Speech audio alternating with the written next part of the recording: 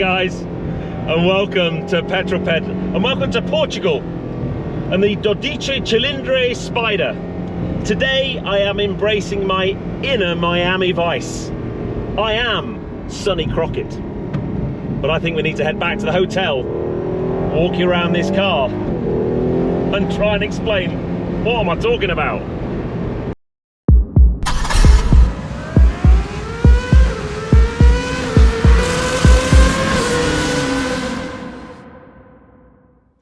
So why am I embracing my inner Miami Vice? Well, I am of the generation that remembers the first 2 seasons of Miami Vice, in which Sonny Crockett drove round in a Ferrari 365 GT S4, more commonly known as a Ferrari Daytona, although Ferrari never ever used that name. A couple of things though, that wasn't actually a Ferrari in Miami Vice. The producers actually approached Ferrari. They weren't interested in giving them a car, and they actually rebodied a Corvette, which is complete heresy, but never mind. And actually the second series ended with that car being blown up by a Stinger missile, and then Sonny Crockett drove around in a white Ferrari Testarossa, so he always had a penchant for Ferraris. But from a styling point of view, that's one of my earliest memories of that car, and it's a body shape and format I have loved ever since. So when the 12 Cilindri Spider came out, I looked at it, instantly remembered all of those memories as a kid watching Miami Vice and seeing that car drive around in the sunshine. And the fact that I'm here in Portugal to drive it and share it with you is very, very cool. So let's take a closer look.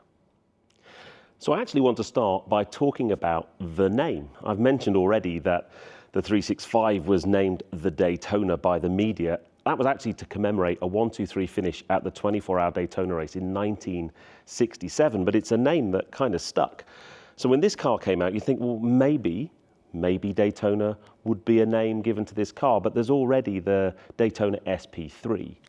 So it's a naturally aspirated 12-cylinder GT car, and 12 Cilindri in Italian is 12-cylinder. I think my challenge with that is, as an Englishman, if you say 12 Cilindri, you might come across as a little bit pretentious. You may well call it a 12 Cilindri. That's literally translating Italian into English, or just call it the Ferrari 12-cylinder. Either way, aesthetically, it is a remarkable car. The more time you spend with it, the more time you look around.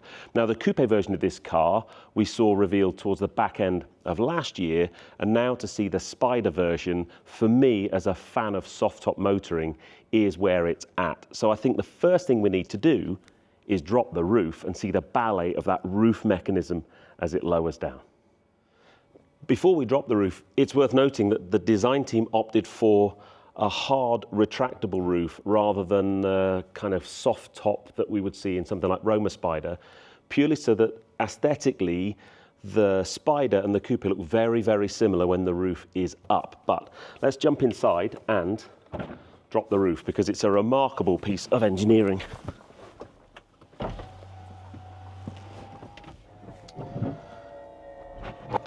I always find it fascinating when you watch these retractable roofs, the engineering and the design work that goes into it to hide the roof underneath that tonneau. Absolutely incredible. So that roof drop takes just 14 seconds, and you can do that at up to 40 kilometers an hour. And once the roof is packed away, it's amazing really where it goes. The engineering team that have designed this, just incredibly difficult job to make something so simple and so effective. It doesn't detract from the 200-litre storage compartment that you would find in the coupe either, so you've still got the same amount of boot space, which for this car is so important because it's a Grand Tourer. You want to go on long journeys and take lots of stuff with you. I mentioned about the hard retractable roof versus fabric. There's only about a 40-kilo weight penalty by having a hard retractable roof, and it looks so similar with the roof up to the coupe. But once the roof is down, you've got these lovely buttresses, and there's some really clever details, Aero details. These tiny little winglets that are on top of each of the humps above the driver and the passenger. You look at those and they don't really look like they do very much, but they are super important in terms of aerodynamics. They basically feed air down both sides of the buttresses, which help with the active aero elements, which we'll talk about in a moment. But what it also does, if these weren't here, the air would come over the windscreen and kind of hit that and bounce back into the cabin and create buffeting. You've also got this little screen here. Now, as you drop the roof, this comes into its optimum position. It's probably maybe an inch and a half high. You can raise it all the way if you want to reduce bluster altogether. So I think that's quite smart. And then if the weather isn't great and you've got the roof up, but you still want that V12 symphony right in your ear rolls, you can actually drop this glass as you're driving along and have an open window here and really get all of the sound coming from the back of the car. Final thing to mention, which I'm sure many of you will be thinking, is when you remove the roof of a car, it does terrible things for torsional stiffness in the chassis. But this car was designed from the get-go to be a coupe and a Spider. So the Spider has some stiffening in the sills, it has some stiffening in the chassis, but that only gives about a 60 kilo weight penalty above the coupe. So dry weight of this car is around 16-20 kilos. So there's not a great deal of difference in weight, and in terms of driving dynamics and stiffness, there's pretty much no difference at all. There's no detriment to having removed the roof at all. Next thing we need to talk about, though, is what's under that bonnet, the naturally aspirated V12. Now, before we raise this beautiful aluminium clamshell bonnet, two things. Many of you will want to know the colour, because this is a different colour to the car I'm actually driving. This is called Rosso Imola, a beautiful deep red. But the interesting thing, this black element, this black strip across the front of the car, which for me gives the car so much of its character and so much of a nod to the old 365. You can only have this in black. The Ferrari will not put this into the body colour. There is now a carbon option, so you can have it in black carbon, but that's always going to be a black strip. And that's the same with the active aero elements on the rear of the boot lid at the back. But I really like that, the fact that, no, you can't have that body colour. Anyway, shall we open the bonnet? Every time you walk around this car, you'll see details you haven't spotted before, something that draws your eye to it. And there's these beautiful sculpted vents in the top of this bonnet. But let's pop the clamshell. The lever is just underneath, because it is, firstly, a huge piece of aluminium, and it's got the most wonderful opening. Look at it. Anyway, behold the magnificence. The technical number or name for this engine is the F140 HD, but it's the latest iteration of Ferrari's iconic naturally aspirated V12. And for me, something that we need to celebrate in the world where everything's going hybridized or full battery electric. To actually be coming and driving a car that has a naturally aspirated V12 is very, very special. It's mid-mounted, so when you look at it, the engine actually kind of goes from there into the dashboard. This front part underneath here, you've got radiators and cooling and other things to do with engine management. The main engine is just there. But it's what happens inside the engine. It has titanium conrods. They're 40% lighter than steel. It's got aluminium pistons. It's got a new lightened crank. All of these things are in there to reduce inertia and help the engine rev all the way to its 9,500 RPM red line. 9,500 RPM in a V12. I mean, that has to be celebrated. To help the valves open and close at such high RPM, in here there are something called sliding finger followers, which is a technology that's come directly from Ferrari's F1 program. So that whole track to road mentality is still alive today in 2025. But ultimately, the headline grabbing number you will want to know is that produces 830 PS, or actually Ferrari quote it in CV, which I think is way more cool. So a beautiful thing.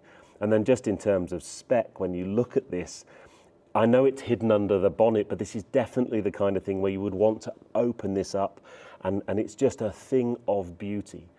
Now, the really cool thing, having been around the Maranello factory, is the V12s at Maranello, one man, one engine. They're built and assembled by one person in their entirety. All of the carbon detailing in here is just an absolute thing of engineering beauty. And I cannot wait to hear it, because what the acoustic engineers have done is take a combination of induction noise from this end of the car and exhaust noise from that end of the car and kind of marry them together in the cabin to just give a symphony of magnificence to your ear holes. Got to talk wheels and tyres, right? So they're both 21-inch wheels. They're 275s on the front, 315s on the rear, which is a big, wide tyre to get the power and to be able to deal with that. What's really cool is to come on a Ferrari event and see Michelin's on the car. So Ferrari worked with two tyre suppliers from the get-go to specifically design OEM stamped tyres for this car. And the Michelin variant is the Pilot Sport S5. You can also opt for Goodyears, and in some markets Goodyears are also doing a run flat option. But it's great to see S5s on the car to be able to put that power down, and I think the wheel design is right up there, and clearly behind the wheel we've got a nice set of carbon ceramic brakes to do the stopping. Now, some of the aero on this car is visible and some of it isn't, so there's a lot of aero work done underneath the car to create vortices, to create low pressure areas, and to ultimately create downforce. When the air comes to this rear diffuser, it's just the most beautiful bit of carbon fiber, but there's kind of holes in it and areas for airflow to go through. Really very cool. But there are two active aero flaps either side of the boot lid, and they will raise when the car needs to have that kind of stability. It's not a manually adjustable thing. And they'll create up to 50 kilos of downforce apparently.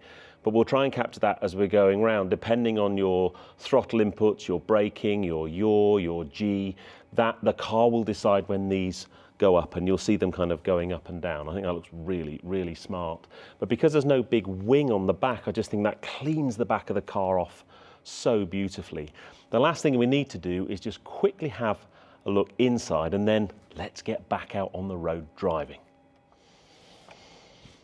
I've been very lucky to be able to drive quite a few different Ferraris now.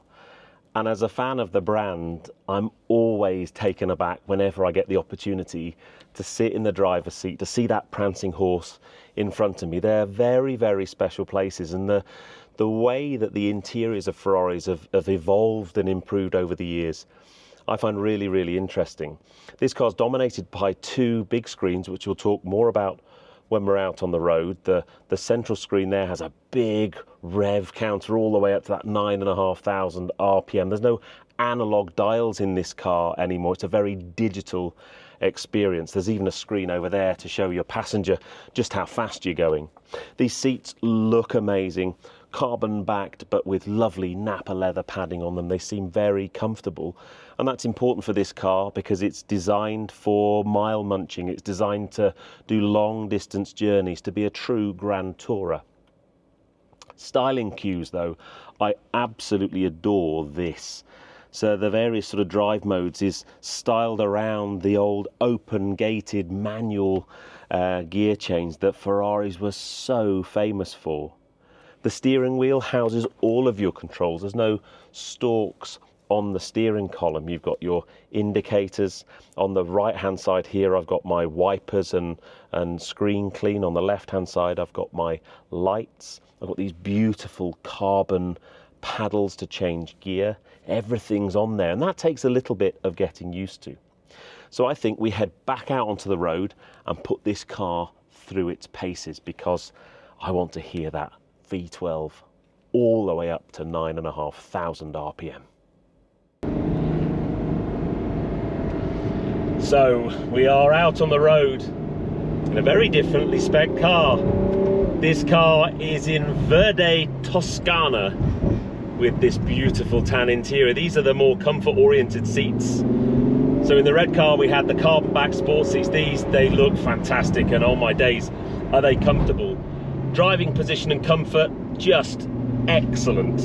You get into such a lovely position. I'm a tall guy, there's plenty of room in this cabin for me. You can adjust the steering wheel just so it's just right.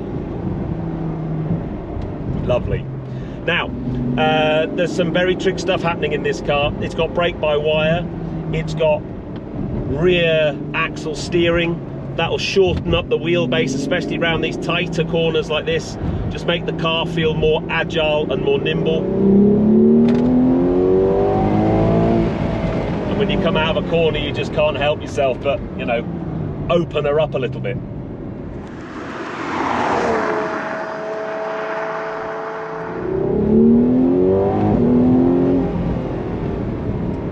The Manettino is pretty standard Ferrari fare, to be honest. You've got a wet setting. I'm currently in sport. You've then got race, and then you've got ESC off and then everything off. I'm just going to leave it in sport because it's nice and dry today. I certainly don't feel like I need to put it in race, and there's plenty of go as you come out of the corners just to get that V12 up and ringing. Now, it does some really clever stuff with the torque curves and torque delivery up in third and fourth torque shaping to make the car even more drivable, to make that V12, you can tap into it even more. Now, I've driven an 812 GTS before, and similar levels of performance, you know, similar kind of engine, big naturally aspirated V12, and they are epic things, but you do have to treat them with a little bit of respect. Wait for the tyres to warm up. Yeah, that's 9,500 RPM. Wait for the tyres to warm up. And also these brakes, the first push on the brakes, they don't feel like they've got a lot of feel to me, but as they warm up, their bite starts to come in and they start to be more effective. But this is definitely the kind of car where you need to brake yourself in gently. You need to get your head around it. You need to understand there's a huge amount of performance in this car. It's got all the safety systems on it for sure, and I've got them all turned on. It's very bad form to come to a Ferrari media event and end up smashing up one of their cars. They don't take kindly to that. So I'm just going to brake myself in gently and enjoy the drive.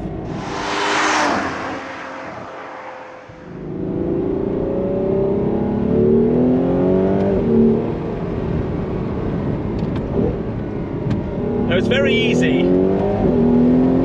when you're in such a beautiful and magnificent car to only say nice things. Don't get me wrong, there's plenty of nice things to say about this car, but I do want to say something that I'm not a fan of. I'm really not a fan of the direction Ferrari have gone with their steering wheel and dashboard mounted controls, and especially the start-stop button. They've gone down the route of haptic controls. So that's just a smooth haptic to start-stop the engine. You've then got some buttons on the dash which go black after about 15 seconds of inactivity. The buttons that do things like the mirrors, they're all haptic, and I'm not a fan at all. I much prefer the real traditional buttons, especially the start-stop button. I think if you go back, I don't know, 3 or 4 years, and the Ferrari start-stop button on the steering wheel, it had a mechanical click to it. It had it just felt, I don't know, right. And this haptic, it doesn't. It almost dulls the experience of starting the car, which is a ridiculous thing to say when I've got a naturally aspirated V12 firing into life. But I'm just not a fan of that. Even the Manettino, back in the day, the Manettino switch, rather than just having coloured bars and then you look up on the dashboard to see which mode you're in, that actually had the different settings written on the steering wheel, and I just think it just had a better quality to it. So I'm sorry, not a fan of that. I'm now going to have to sit here for a while and think about other negative things to say about this car, because at the moment I'm really struggling.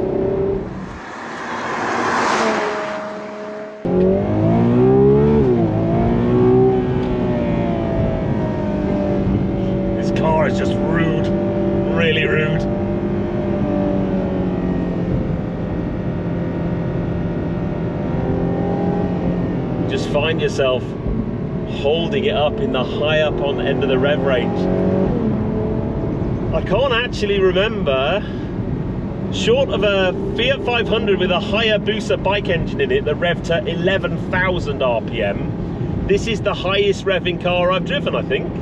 I've driven quite a few cars that rev to 9. My old Honda S2000 revved to 9. Porsche GT3 or GT3 RS revs to 9. This, 9.5.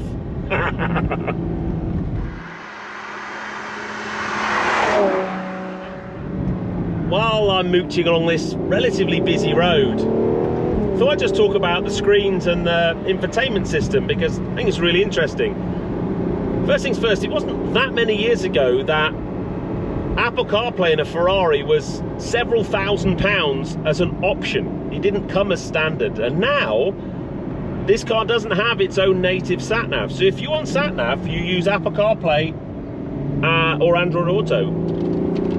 And I think that's such a clever move from Ferrari. And I can't see why more manufacturers don't do it. So many of us now just pair a smartphone with the car and use the navigation system that we're most fond of. For me, I use Waze, some of you use Google Maps, and so on. So I think that's a really clever idea, and that screen is really easy to use. Clearly it's all touch screen, but it's got like a nice satin finish to it, so it doesn't glare in the sun. The only thing I would say is the nose lift is also on that screen. I'd like that as a separate button rather than being part of the infotainment system.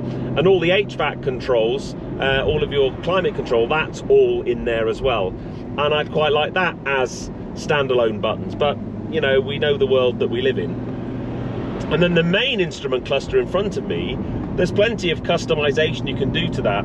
The big rev counter in the middle, you can change the color of the background, but it's got all the information I need. In the top left hand corner, it's got all of my temperatures, I've got my tire pressures, so it's there, and that it does exactly what it needs to do. But certainly from the infotainment system in the car, yeah, I get it. I quite like it. The investment manufacturers must need to create their own navigation systems is just eye-watering. So let's try putting this roof up. 36 k's an hour.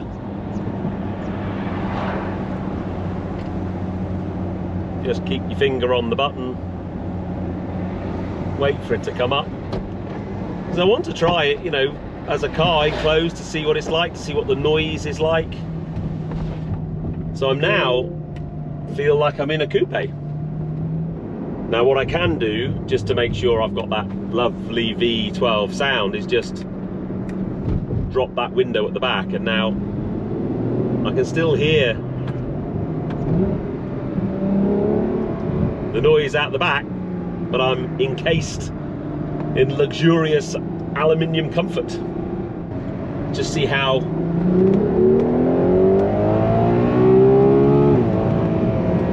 much noise you can hear through that back windscreen. A lot.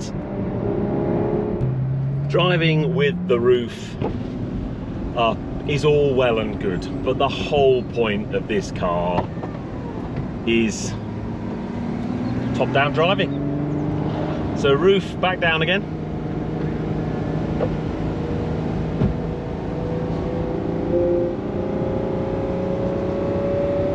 There we go.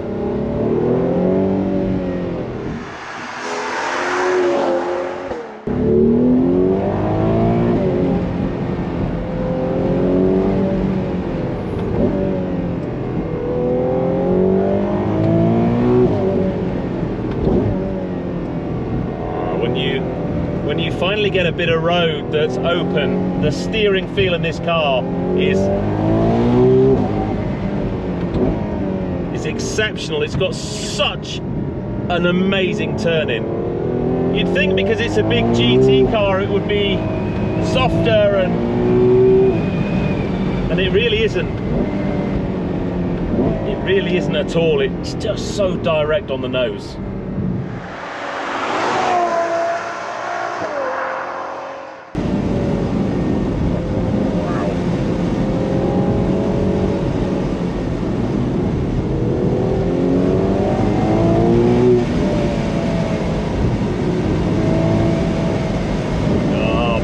Boy,